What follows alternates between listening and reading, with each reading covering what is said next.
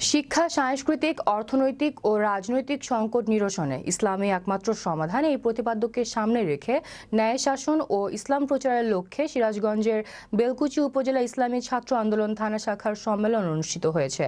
বিকেলে বাংলাদেশ ইসলামী ছাত্র আন্দোলন বেলকুচি থানা শাখার সভাপতি মোহাম্মদ আবু বকর আল মাহমুদের সভাপতিত্বে অনুষ্ঠানের প্রধান অতিথি হিসেবে বক্তব্য রাখেন ইসলামী যুব আন্দোলন বাংলাদেশ কেন্দ্রীয় ত্রাণ ও সমাজ কল্যাণ বিষয়ক সম্পাদক মুফতি শেখ মোহাম্মদ নুরুন নবী। বিশেষ অতিথি হিসেবে বক্তব্য রাখেন সিরাজগঞ্জ জেলা শাখার সভাপতি মুফতি মোহাম্মদ মুহিবুল্লাহ, বেলকুচি থানা শাখার সভাপতি হযরত মাওলানা মোহাম্মদ আব্দুস সামাদ সহ বেলকুচি উপজেলা ইউনিয়নের ইসলামী আন্দোলন বাংলাদেশের বিভিন্ন পর্যায়ের নেতৃবৃন্দরা। আজকে যদি আপনারা পিছু পান সেই পরিমাণ নির্যাতন সহ্য করে ভূমিকা পালন করতে হবে।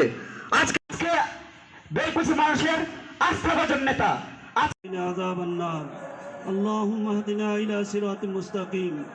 তারা এই দেশে যখনই অস্ত্রের ঝঞ্ঝানি, চাঁদাবাজি।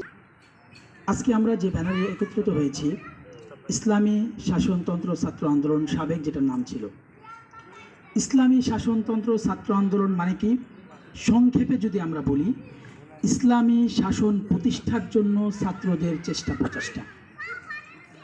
ইসলামী ছাত্র আন্দোলনের মানেটা, ব্যাখ্যাটা কি?